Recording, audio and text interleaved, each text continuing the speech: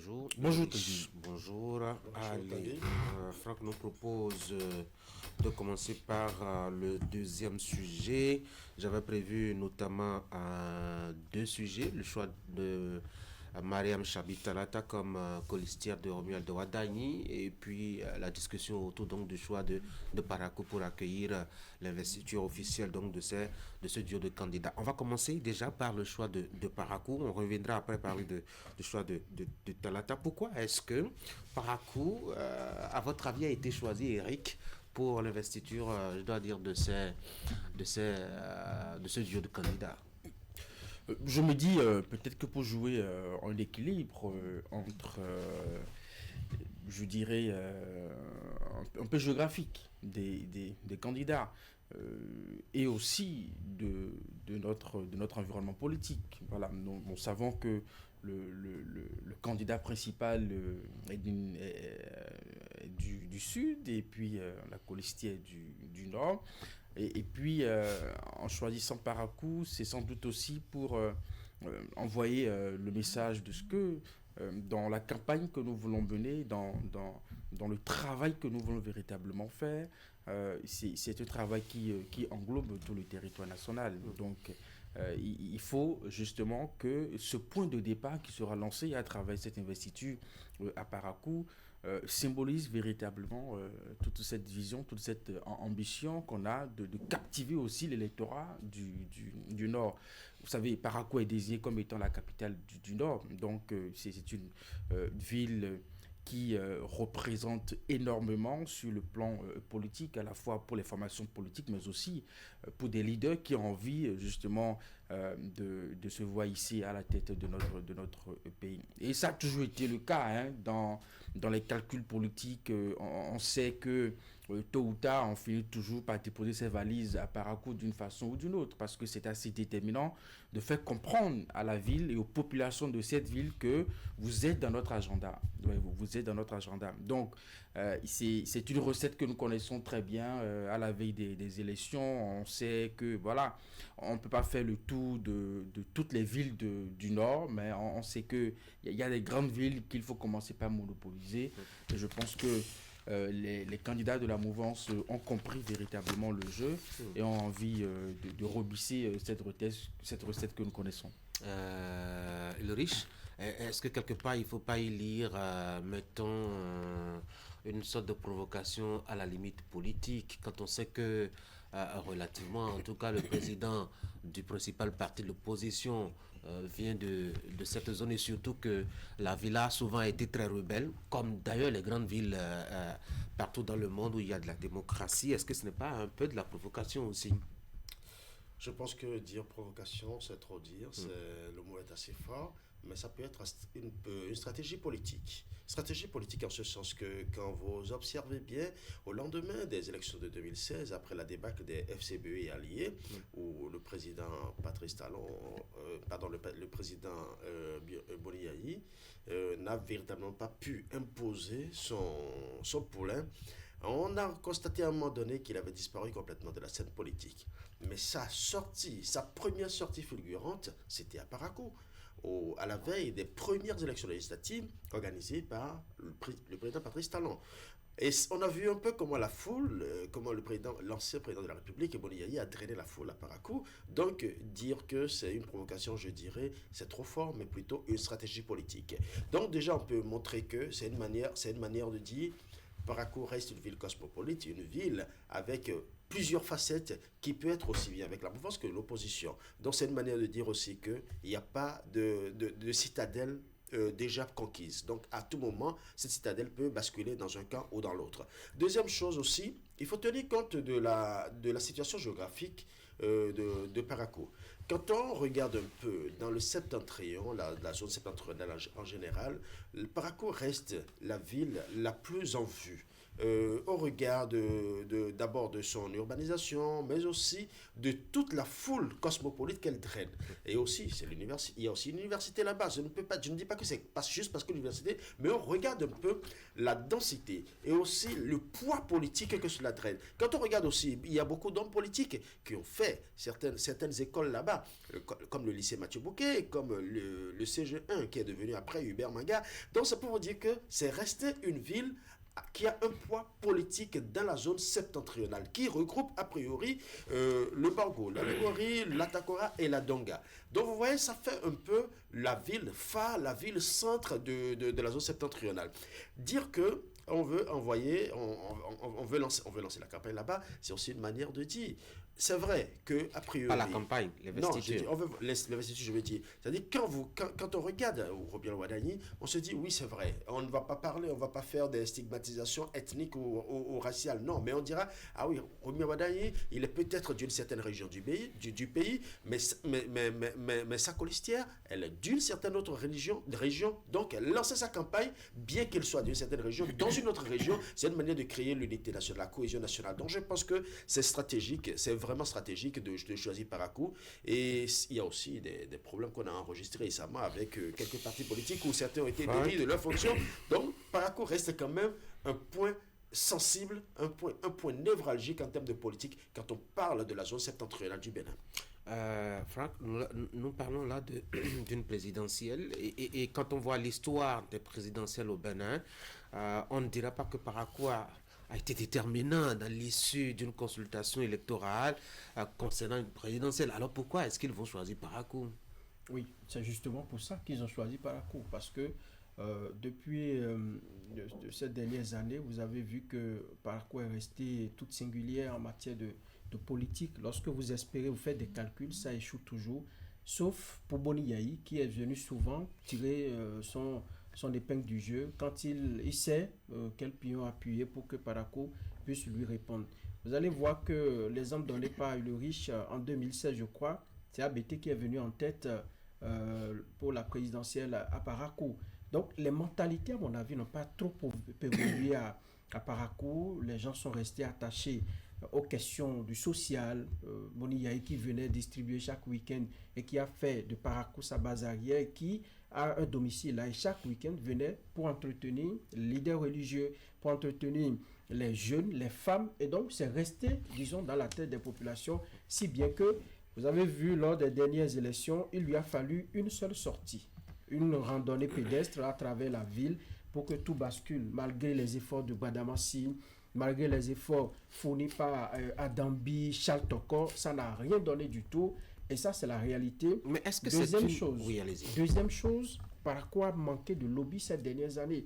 Si bien que quand vous voyez la ville de Cotonou, vous voyez par exemple la ville de Ouida, normalement, quand on voit Cotonou, c'est Parakou qui devrait suivre. Mais les leaders de la ville se sont déchirés, se sont empêtrés dans des querelles interminables, si bien que le lobby qui doit accompagner, qui doit amener Patrice Talon à regarder, disons, les projets de développement, ça a manqué. Quand moi je rentre à Parakou, je me dis, Parakou est l'enfant pauvre de la rupture, tout simplement parce qu'on n'a pas su tirer profit de la présence de Patrice Talon. Charles Toko, qui est très proche de Patrice Talon, Gbadamassi, qui avait plus d'une vingtaine d'années. Parakou n'a pas manqué beaucoup de choses quand même. Hein. Non, en fait, ça devrait être plus visible que ce que nous avons aujourd'hui. Il y a beaucoup de projets aujourd'hui qui sont faits. Et Boni Yayi n'en a pas fait mieux. On a eu que l'aéroport qui est aujourd'hui, qui n'est pas fonctionnel. Mais le fait d'injecter un peu d'argent, quelques billets, de soutenir les familles, d'aller applaudir là-bas pour dire « les femmes, je vous aime »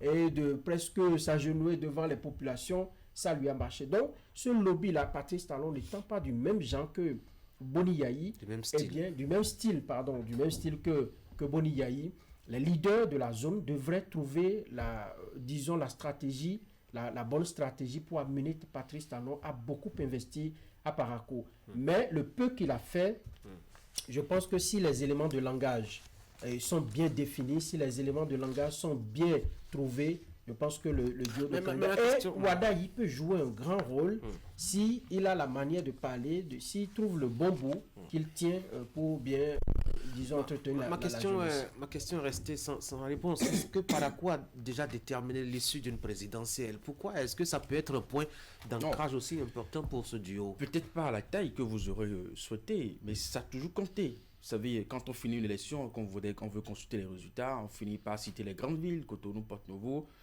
Quand on va dans le nord, on commence toujours par Parakou. Combien Parakou a donné? Parce qu'on estime que si le temps est bon, rien que dans Parakou, on s'imagine que dans les villes environnantes, eh bien, ça peut suivre aussi le mouvement. Donc, ça peut ne pas être aussi déterminant, comme vous le dites, dans les grandes villes comme Porto-Novo, Cotonou, mais rien que dans le nord, on commence toujours par là. On a envie de voir véritablement quel est l'effort que Parakou a fait dans une compétition électorale.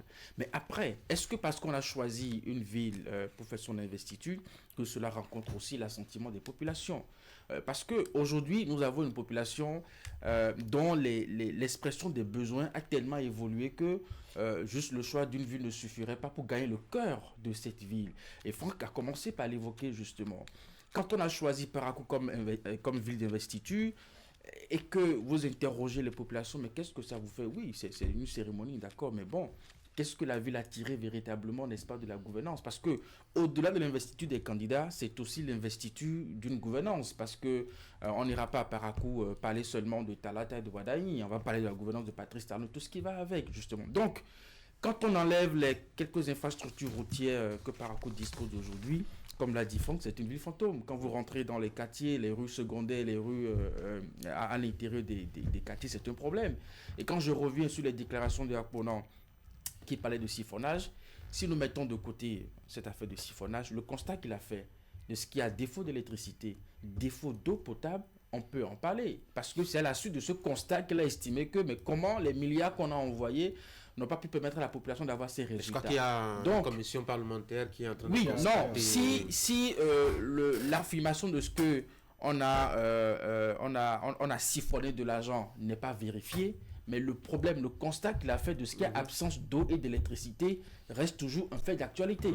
À moins qu'on missionne encore une mission parlementaire. Non, peut-être que la mission parlementaire pourrait constater des qui sont cachés ou des centrales électriques qu'on n'a pas vite vu. Voilà. Donc, ça veut dire que pour les populations, il y a des besoins qu'on n'a pas réussi véritablement à emballer véritablement. Et là, oui, quel a été au niveau local, le leadership local, justement. Vous savez, quand on descend dans la 8e circonscription électorale, il y a des noms, Franck les a cités tout à l'heure. Comment le leadership local a été utilisé pour que Parakou puisse profiter véritablement au-delà de ce que nous avons aujourd'hui comme résultat? Je pense que nous avons le résultat. Pour la plupart du temps, c'est des questions de comment on dit, chamaille politique qui a fait que on n'a pas eu le temps de se mettre ensemble. Bon, heureusement, on nous a annoncé une réconciliation. J'espère que cela sera véritablement il y a beaucoup de photos qui circulent justement, sur les réseaux sociaux. Oui, on prend des pauses dans les jardins. J'espère que cela sera beaucoup. J'espère que cela sera beaucoup avec des accolades, parfois même des embrassades.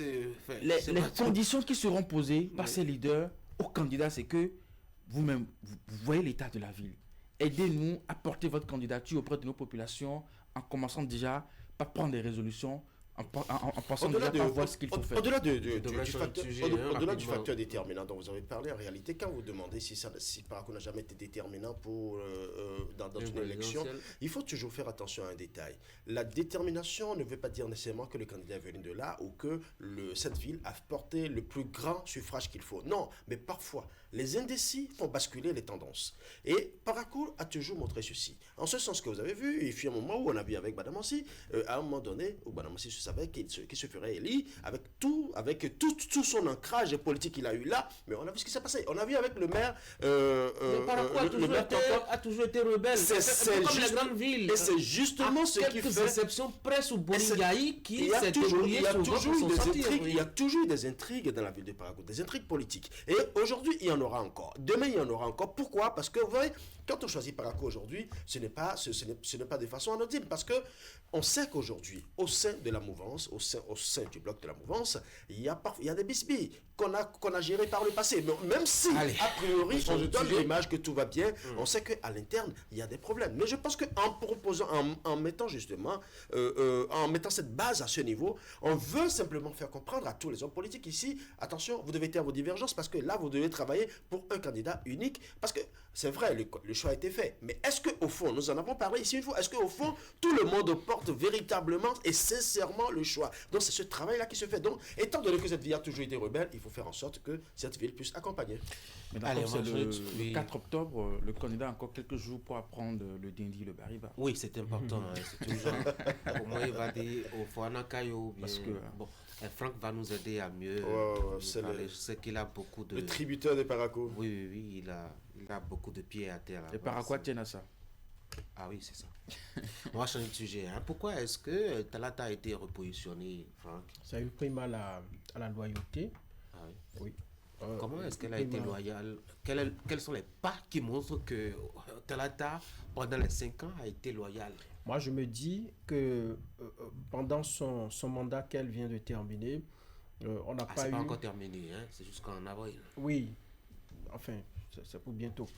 Je pense qu'elle elle a joué son rôle et au plan politique, on n'a pas eu, disons, vent de ce qu'il y a eu de petits soucis, des difficultés. Elle a assuré la collaboration avec le président Patrice Talon.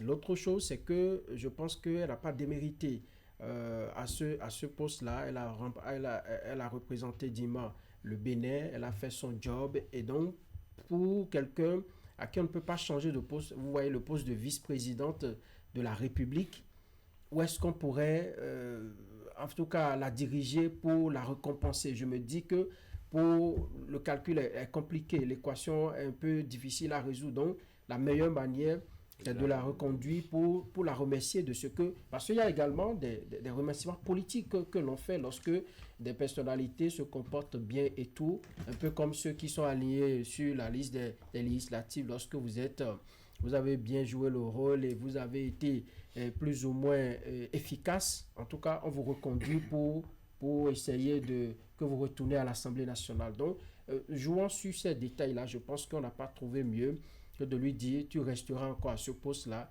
pour le bon travail, les loyaux services que tu as rendus à la mouvance et puis à la République. Je crois que c'est tout trouvé. Mais ça doit fâcher beaucoup de personnes, hein, notamment dans le rang des femmes. Oui, dans le rang des femmes, si c'est vraiment une femme qu'on cherchait, et notamment dans le septentrion, si c'est une femme du Nord qu'on cherchait, et riche. Non, mais on ne fâcherait pas, tout simplement parce que c'est vrai qu'il y a beaucoup de femmes, mais très peu de femmes arrivent véritablement à incarner le rôle à la fois, en fait le visage à la fois de femmes leaders et de femmes de sagesse. Vous voyez, quand vous regardez un peu Talata, vous voyez à travers elle d'abord une vice-présidente qui, dans son travail, c'est vrai, elle est on la voit beaucoup plus en train de décorer, en train de donner des titres honorifiques et tout ça. Mais on l'a vu aussi accompagner justement la gagnée de la Nyankogi. C'est vrai qu'après, on peut penser que c'est très restreint, c'est pas important, mais ça a tout son sens. Vous voyez, pendant longtemps, la gagnée de la Nyankogi a toujours été quelque chose, une cérémonie qui se célébrait une semaine juste après la gagnée de l'empereur. Le pouvoir de Niki, quand on parle de Niki, on ne parle plus de royauté, mais on parle de l'empire. Et là, le pouvoir de Niki a toujours été sur un caractère duel, aussi bien homme et aussi bien masculin que féminin. Et quand l'empereur finit sa gagnée, aussitôt, une semaine après, la Nyankogi fait sa gagnée. Et aujourd'hui, elle a su ressortir justement cette cérémonie. Et non seulement ça, vous imaginez que chaque fois, il y a les rencontres intergénérationnelles qui font qu'il y a au moins 500 femmes leaders, toutes catégories confondues, c'est-à-dire de la mouvance, de l'opposition et de socio-religieux. Peu importe leur style, leur mode de leadership, mais cette dame-là se retrouve pour échanger. Vous voyez, quand on dit que ça va créer des fractures au niveau des femmes ou frustrer d'autres femmes, je pense que non, elle a su incarner justement ce rôle de sagesse, ce rôle de femme leader, et quelque part, je pense que ça, elle le mérite bien. L'autre chose aussi, et quand on regarde le plan politique, c'est que Talata ne représente pas un risque pour la politique de talent a priori. Donc C'est quoi? On veut quelqu'un qui sera en train de attention, dormir imaginez un peu que Talata lever la main un jour pour dire, pendant qu'elle était encore, on savait qu'elle dise qu'elle veut être candidate. Vous pensez qu'aujourd'hui elle serait reconduite? Non, a priori c'est parce qu'elle représente notre danger. Donc, elle, pour l'instant, on ne la sent pas convoiter, le poste de même si elle convoite, je crois que les tests délimitent clairement ses compétences et limitent sa collaboration avec le titulaire du poste. Elle pouvait le faire et démissionner. On a vu certains qui sont restés au pouvoir et qui ont quand même commencé leur mouvement. Mais à un moment donné, on a vu, le président s'est débarrassé d'eux, ou du moins les a libérés. Donc je pense que si éventuellement on sentait qu'elle était une menace pour le plan talent, je suis sûr qu'elle ne serait pas reconduite. Eric, en fait, je me dis qu'elle a sans doute été reconduite parce qu'elle a du mérite. Elle a occupé ce poste sans vague. On n'a jamais entendu des histoires autour de sa responsabilité. Le poste n'a pas grand contenu. Oui, vous savez, le chef de l'État aux rencontres internationales, et puis elle accroche des distinctions à la poitrine des gens. Le poste n'a pas de contenu, vous le dites, mais vous savez, quand vous représentez parfois l'État à des rencontres données, ou bien quand vous occupez un poste de responsabilité, ça peut vous monter à la tête. Ah oui. Ça peut vous monter à la tête et vous pouvez être amené à commettre des erreurs de communication, des erreurs politiques, à aller dire telle chose là-bas, qu'il faut corriger après, qu'il faut rattraper après. Jamais nous n'avons vu Talata dans ce genre de posture. Elle est restée très concentrée dans le rôle qu'on lui a confié. Elle a assumé jusqu'au bout. Nous avons vu des gens qui occupaient des postes de responsabilité au bout de 3 mois, 6 mois. Ils nous fatiguaient pas des histoires, pas ici, pas là. Elle a déjà déclaré ceci. Donc voilà. Donc bref, on n'a pas eu ça. Donc je pense que peut-être cette posture a convaincu les deux parties de la mouvance à renouveler son ticket. Après aussi, l'équilibre du Nord, ça compte énormément. Un visage féminin dans un contexte où on fait la promotion du genre autour d'une femme, franchement, qui est restée attachée à des vertus, à des principes, à des valeurs de son poste. On ne pourrait pas en trouver mieux. Et moi, je me dis que elle a prouvé que les femmes sont vraiment capables à des postes vraiment élevés, et elle a fait jusqu'à la fin bientôt de son mandat, puisque vous refusez que je le dise maintenant. Le mandat est toujours en cours. Le mandat est toujours en cours. Il faut être légaliste. Il n'y avait pas de meilleure façon de la remercier que de la reconduire. Et je pense que depuis que je l'ai connue au CG Ubemaga de Parakou, elle n'a pas varié, elle est restée vraiment... elle a fait beaucoup la promotion de notre culture à l'international aussi. Vous avez oublié de préciser qu'elle fut votre professeur? Oui, enfin. Il faut le dire. C'est beaucoup de choses. Oui, il faut le dire. Clairement. Tout ça a pesé dans sa désignation. Non, je n'ai pas dit ça.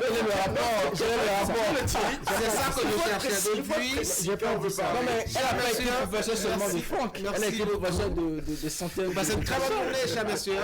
Et bonne semaine de travail. Là, c'est la fin d'Actu Matin ce matin. Merci d'avoir été là. Derrière moi, la revue de presse. Bonne journée.